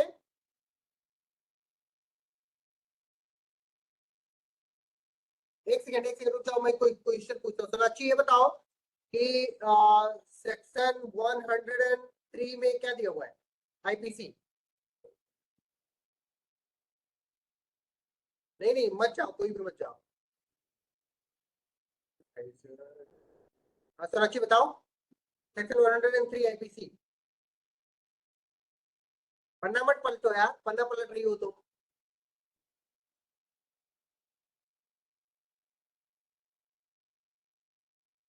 डेथ कॉज करने तक। बताओ बताओ। देख के नहीं बताना बाबू, आप देखने के विराग में हो, देख के मत बताना।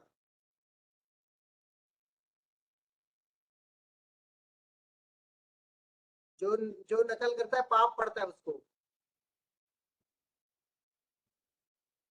तो ठीक है, कोई बात नहीं सोनाक्षी, बट ये याद होना चाहिए था तुम्हें। सांभवी बताओ तुम।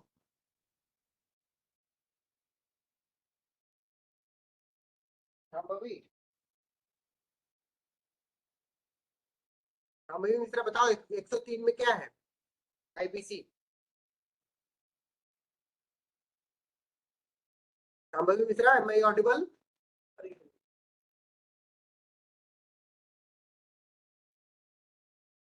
आवाज आ रही मेरी? ठीक है दुबे, आवाज आ रही ना मेरी? तो ये सांभवी रिस्पॉन्ड क्या नहीं कर रही है? हो गए, कुछ काम कर रही होंगी सर। अच्छा, हो सकता है। श्यामलाल पटेल आप बताओ सेक्शन 103 में क्या है आईपीसी?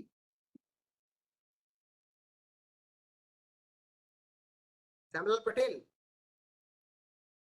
जो डिफेंस होता है ना, डिफेंस तो उसमें जो होता है ना डेथ तक होता है, जैसे कि कोई लूटपाट होता है या फिर कोई घर यानी टेंशन भी चुकाइत होने तक होता है सर, उसी में होता है। तब तक के लिए वो अपना रक्षा कर सकता है कोई व्यक्ति। ठीक है। और कोई? निहारिका निगम बताओ। डेथ कॉज करने तक। निहारिका निगम। सर सेक्शन 96 में क्या है? सर 96 में सर 96 में right of private defence of sir हाँ सर 96 में तो वो था कि नथिंग इज पन्ना मत पलटो। सर पन्ना नहीं पलट रही हूँ sir. Nothing is an offence. Hello sir, nothing चलो इज कोई एन बात ऑफेंस नहीं। which is exercised in right of private defense and sir इसी के बेसिस पे ये सब सारे सेक्शंस पे एप्लीकेबल होता है। Okay, right to private defence का स्टार्ट होता है राइट वहां से। हाँ यस सर। आप कौन बताएगा? सारिका सिंह यादव, आप बताओ कि 80 में क्या दिया हुआ है? सारिका सिंह यादव जल्दी से माइक ऑन करके बताओ, नकल नहीं करना है।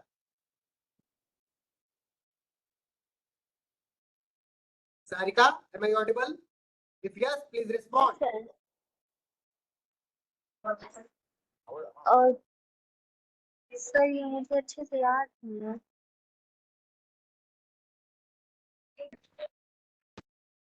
बोलो सारिका। सर ये मुझे उतने अच्छे से याद नहीं है। क्या कह रही? एक्सीडेंट हमारी आवाज नहीं आ रही। सर बोलो, इसमें बोलो, मतलब बोलो, ये लॉफुल एक्ट मतलब करते हुए अगर कोई भी चीज एक्सीडेंटली हो जाता है तो वो ऑफेंस नहीं होगा। अच्छा ठीक है, ठीक है दुबे बता दे कि सेक्शन 79 में क्या दिया हुआ है? 79 में सर फैक्ट ऑफ क्या दिया हुआ है? लीगल पोजीशन है जिसमें हम अगर गलती से कर देते हैं तो पनिशमेंट नहीं माने जाएंगे।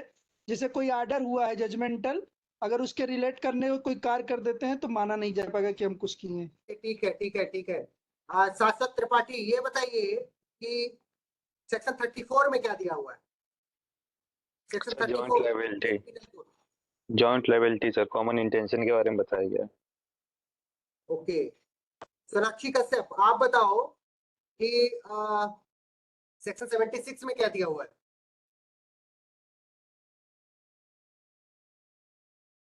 उसमें उसमें उसमें वो फ्रेज कौन सा यूज किया गया है?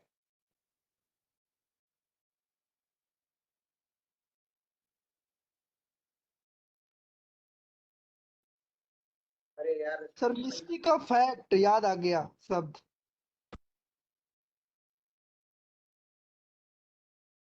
बाबू मिस्टेक ऑफ लॉ कहीं पर नहीं है। Bound by mistake of fact 79 में, मिस्टेक ऑफ फैक्ट 79 में सर। सोनाक्षी, सर 76 में mistake by fact bound by mistake of law is no excuse. 76 में जो जनरल एक्सेप्शन है उसमें mistake of fact bound by law है, 79 में जस्टिफाइड बाय लॉ है। बिल्कुल बिल्कुल जस्टिफाइड। सांभवी मिश्रा देखो कितना बढ़िया बताइए, बहुत बढ़िया सांभवी। अब एक बार मैं इनसे पूछ लेता हूँ, इनसे पूछ लेता हूँ। सारिका ने जवाब नहीं दिया है। शाश्वत त्रिपाठी से पूछ लिया मैंने, डीके दूर पूछ लिया। कल्पना वैश्य बताओ सेक्शन नंबर 81 में क्या हुआ दिया हुआ है? कल्पना 81 जल्दी बताओ। अगर जल्दी नहीं बता रही हो इसका मतलब तुम पन्ना पलट रही हो। हाँ बताओ। नहीं सर, बताओ बताओ।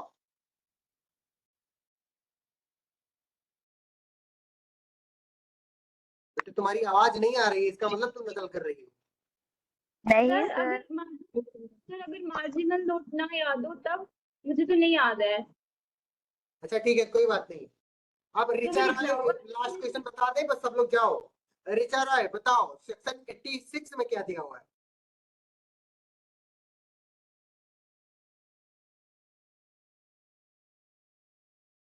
बहुत बढ़िया, चलो बाय बाय बाय। कल मिलते हैं सब लोग। टेस्ट 9:30 बजे पेपर मिलेगा सबको, और जब जिसका मन करे तब जमा करना। जाओ सर दोनों लैंग्वेज दे देंगे। क्या कह रहे हो? सर हिंदी इंग्लिश दोनों में होगा। क्वेश्चन पेपर रहेगा कि इंग्लिश रहेगा? क्या है श्यामलाल, तुम्हारी आवाज नहीं आ रही बाबू। सर क्वेश्चन इंग्लिश फॉर्म में होगा कि हिंदी फॉर्म में होगा? ये होगा, दोनों फॉर्म में होगा। हिंदी इंग्लिश दोनों में रहेगा कल का पेपर। बहुत दिक्कत हुआ हमको, उसको बहुत ध्यान देके कल का पेपर हिंदी और इंग्लिश दोनों में रहेगा, परेशान मत रहो कोई भी। जी सर, हमको इंग्लिश में लिखने में दिक्कत होता है ना, बाकी पूरा चल नहीं एकदम हिंदी इंग्लिश दोनों में रहेगा, कतई परेशान मत हो, हम सेट कर रहे हैं उसको। जी सर, ठीक है, जी सर, थैंक यू। हाँ, जाओ सर। जाओ सब लोग, बाय बाय। मैं ये कह रही थी कि जैसे कि कभी कभी मार्जिनल नोट नहीं याद रहता है, जैसे अभी एक सेकंड तुम बेटा रुक जाओ, इसको मुझको एयरफोन उससे कनेक्ट कर लेने तो, ये नहीं आवाज नहीं आ रही है वैसे, एक सेकंड रुक जाओ।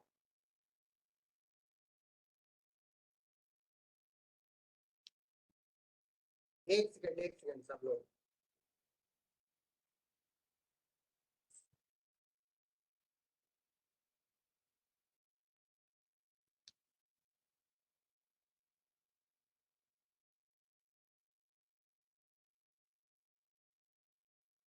जो भी बोलना है बोलो शांभवी। हाँ, मैं ये कह रही हूँ कि जैसे कभी कभी याद नहीं आता है मार्जिनल नोट, तो जैसे ऐसे याद होता है ना कि 80 में एक्सीडेंट है, 81 में नेसेसिटी है, तो ऐसे करके भी एक्सप्लेन किया जा सकता है क्या? उससे भी नंबर कटता होगा ना? जैसे नहीं जी, अगर एकदम नहीं कटता है, ऐसे किया जाता है। हाँ, क्योंकि ऐसे एकदम जनरली में होता है ना कि याद करना है कि एक्सीडेंट 80, फिर नेसेसिटी 81, फिर अनसाउंड 84, ऐसे से करके, तो कई बार मार्जिनल जो नोट होता है वो अच्छे से याद नहीं रहता एकदम वर्ड टू वर्ड। और अगर कोई सच्ची में कोई जो प्रोविजंस को कोट एक एनकोड करे, सेकंड, वर्ड टू वर्ड कभी याद करने के पीछे ही मत पड़ो, ठीक है? सब चीजों का ऐसे ऐसे ऊपर ऊपर से ऐसे याद करके रखो। जैसे मैं जब सेक्शन 103 पूछा तो आपको इतना पता होना चाहिए कि causing death while exceeding right to defence of property. मेरे से पूछा था आपने सेक्शन 103 में क्या है? 103 ने ठीक बोले थे आप। प्रॉपर्टी को अगर डैमेज पहुंचा है तो वो राइट एक्सटेंड होता है कि इस पर डेथ कॉज किया जा सके। ठीक है, तो ऐसे याद करना है हमको, मतलब वो थोड़ा थोड़ा जानना है बस, और उसके अंदर की कहानी पता होनी चाहिए। जब हम थोड़ा जानेंगे तो हेडिंग यही बनाना है। क्या हेडिंग ये बनाओगी जो थोड़ा जानती हो, और उसके अंदर कहानी क्या लिखोगी वो तुम्हारे ऊपर डिपेंड करता है। सर ठीक है? हेडिंग लिखना जरूरी है? अरे बाबू, हेडिंग अगर नहीं लिखोगे तो कैसे पता चलेगा कि क्या लिख रहे हो? जैसे हम यूपीएससी में एक पैराग्राफ टाइप लिखते हैं, वैसा अगर लिखे तो? यूपीएससी में कब पैराग्राफ टाइप कौन लिखता है? बिना हेडिंग के कौन लिखता है? सर हेडिंग बड़ा कम ही बनाते हैं, जो पैराग्राफ टाइप करके लिखते हैं। कौन? तुम क्या कह रहे हो? तुम समझ भी पा रहे हो क्या कह रहे हो तुम? सर हम ये कह रहे हैं जैसे हम पैराग्राफ चेंज कर करके लिखते हैं, हेडिंग नहीं बनाते हैं, ठीक, तो उसमें इफेक्ट बेटा होगा वो कि ऐसे लिखा जाता है, ऐसे बिना। अब जैसे अगर तुमसे पूछा है कि explain right to private defence, अगर ये पूछा है explain right to private defence, तो बेटा इसमें तुम्हें हेडिंग बनानी होगी कि right to private defence of body, फिर अगली हेडिंग बनानी होगी right to private defence of property. हाँ, ये सब जब लॉन्ग पूछा तो उसमें हम बता दिए कि 3-4 पार्ट हो गए इसके। तब के जैसे तुम कि कहाँ हेडिंग और डालने वाले हो जैसे तुम? एक शब्द कहा कि नेसेसिटी पे कोई एक आगे लिखने के लिए क्वेश्चन, तो हाँ, तो उसमें क्वेश्चन अगर खाली खाली नेसेसिटी का है तब भी आप लिखोगे, पहले हेडिंग डालोगे। ऐसे देखो, मैं बता देता हूँ, ध्यान से सुनो सब लोग।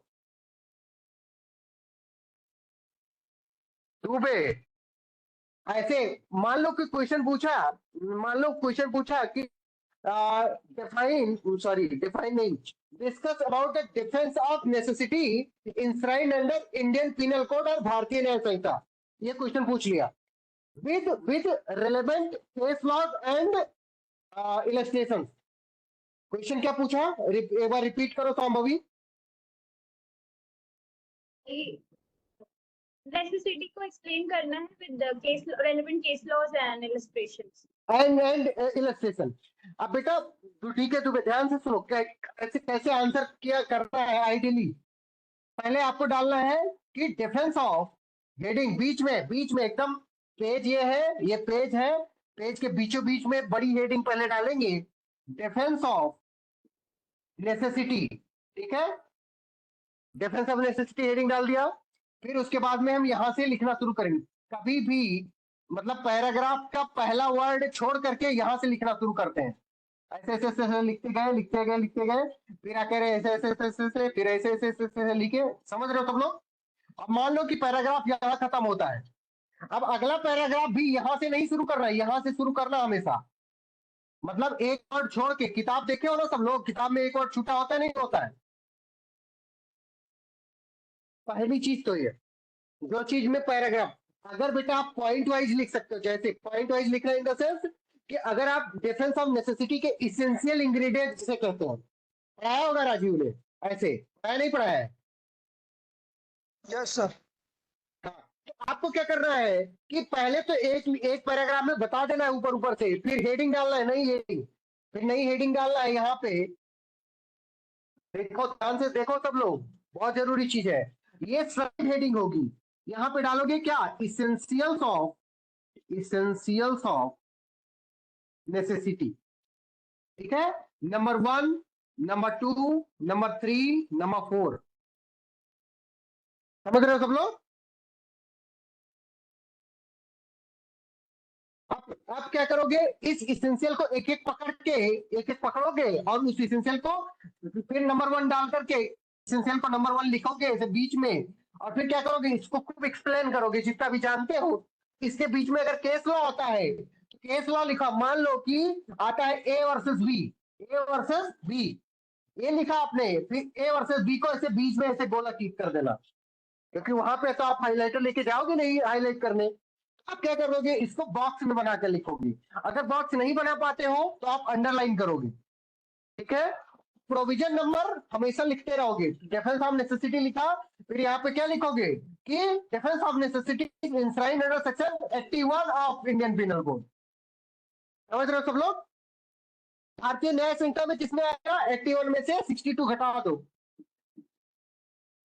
कितना बचा? सांभवी बताओ कितना बचेगा? 19 बचेगा ना? Yes sir. जब 19 बचेगा तो क्या लिखोगे, ब्रैकेट में यहाँ पे लिख दोगे क्या, सेक्शन 19 ऑफ BNS। समझ रहे हो सब लोग मैं क्या कहने की कोशिश कर रहा हूं? कितने लोग समझ रहे हो ये वाली बात? कल्पना आप समझ रही हो बाबू? Yes sir. बहुत बढ़िया, ऐसे लिखना है आपको सबको। अब केस लॉ मतलब हर इसेंशियल इंग्रेडिएंट भी लिखा, इसेंशियल इंग्रेडिएंट के अंदर केस होते हैं, केस ऐसे हवा में नहीं होते। तो जिस इसेंशियल इंग्रेडिएंट के अंतर्गत जो केस लॉ होगा उसको उसके अंतर्गत लिखोगे, और उस केस लॉ को ऐसे बना करके फिर अगली हेडिंग डालोगे। पॉइंट नंबर 2, अगला इसेंशियल इंग्रेडिएंट लिखोगे। पहले तो इसेंशियल इंग्रेडिएंट को ऐसे लाइन वाइज लिख दोगे, फिर हर एक इसेंशियल इंग्रेडिएंट की हेडिंग बना के उसको एक्सप्लेन करते जाओगे, उसमें केस लॉ डालते जाओगे, उसके इलस्ट्रेशन देते जाओगे। आई बात समझ सकते हो? हमने आपको जो नोट्स दिया है, हमने जो आपको नोट्स दिया उसमें ऐसे लिखा हुआ है, अगर आप ध्यान से पढ़ो तो। समझ रहे हो सब लोग? नोट्स पढ़ते हो कभी? कौन नोट्स पढ़ता है? सारिका पढ़ती है और सांभवी भी पढ़ती है, और कोई नहीं पढ़ता है? श्यामलाल भी पढ़ते हैं, कल्पना भी पढ़ती है। निहारिका आप नहीं पढ़ती हो क्या? हाँ, निहारिका भी पढ़ती है। डीके दुबे को छोड़ के और सब लोग पढ़ते हैं। हाँ, तो ये बात, और किसी को कुछ पूछना हो तो पूछो भी, नहीं तो जाओ।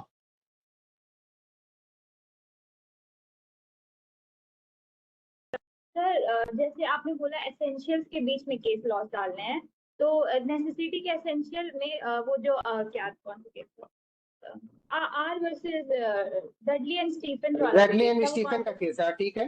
हाँ वो वाला जो बोट वाला, वो कौन से एसेंशियल में आएगा? वो वाला कि act then with knowledge if likely to cause harm, उसके अंदर ऐसे उसमें क्या होता है, उसमें होता है कि करता है ना, जो मार्जिनल नोट के नीचे जो दिया रहता है प्रोविजन, उसी में से तो एसेंशियल नोट निकलता है, उसी में से ड्राइव करते हैं, बिल्कुल।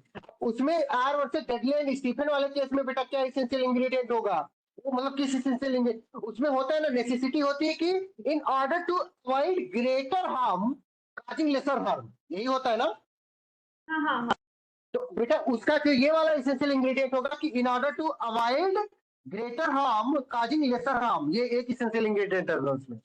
तो इस वाला जो इसेंशियल लेंगे इसके अंतर्गत हम लिखेंगे आर और से डेडली एंड स्टीफन, और इसमें हम बताएंगे कि whatsoever the necessity may be, causing the homicide is not justifiable. मतलब किसी की जान लेना जस्टिफाइबल नहीं है, कितनी भी बड़ी नेसेसिटी क्यों ना हो। आर और से डेडली एंड स्टीफन में बात बोली गई थी। ठीक है संभवी, संभवी समझ रही हो कि नहीं समझ पा रही हो? समझ रही हूँ सर, बस ये थोड़ा सा कभी कभी ना करने में कौन से एसेंशियल में कौन सा केस डालो ये थोड़ा गड़बड़। जैसे आपने बताया ये वाला ना कि जो आपने ये वाला एसेंशियल बताया कि इसमें वाला डालना है, लेकिन मैं सोची थी पहले वाले में कि जिसमें पहला लाइन है ना कि with the knowledge that is likely to cause harm, मैं सोची थी उसमें डाल दूंगी।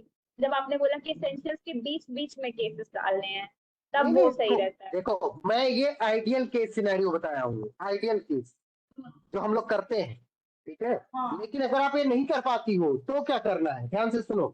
तो क्या करना है, आपको सिंपली ऐसे एसेंशियल लिख देना है, फिर मतलब जो भी लिखना है उसको एक्सप्लेन कर देना है, फिर आपको क्या डाल देना है, केस लॉ डाल देना है, जहां मन करे वहां डाल देना है, बस डाल देना है। वो सही है, वो सही है, क्योंकि सेमेस्टर्स में भी ऐसे लिखा जाता था ना। हाँ, एसेंशियल लेकिन आइडियल केस सिनेरियो ये होता है बाबू, क्योंकि आप पढ़ रही हो ना, तो आपकी इतनी समझ होती है कि कहाँ क्या होना चाहिए। हाँ हाँ हाँ, तो ये धीरे धीरे आएगी, अभी पहले टेस्ट में जरूरी नहीं आ जाए तुम्हें सब, ठीक है। ठीक है। लेकिन हमें सीखना यही है। हाँ, ओके सर। जो हम सेमेस्टर में करते थे वो नहीं करेंगे। हाँ, किसी को और कुछ पूछना है? Thank you sir. Thank you, bye bye. किसी को अगर कुछ पूछना तो पूछो बाबू, नहीं तो जाओ। Thank you sir, bye bye. Bye bye. हाँ सारिका बेटा, कुछ पूछना है?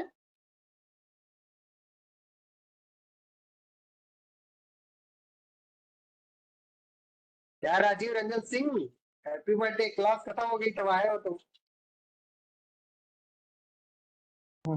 अच्छा अच्छा, कोई बात नहीं। क्लास खत्म कर दिया, आज ये लोग पढ़ाने ही नहीं दिए, सब डाउट और पूछ रहे थे। अच्छा पढ़ा खत्म कर दिया, पूरा डाउट खत्म कर दिया सबका। सारिका कुछ पूछना है हाँ बेटा? बढ़िया। आंसर राइटिंग भी सिखा दिया सब, कैसे लिखते हो। सारिका से भी यादव, हाँ और ये सारिका, सारिका, मुझे लगता है लड़की सो गई।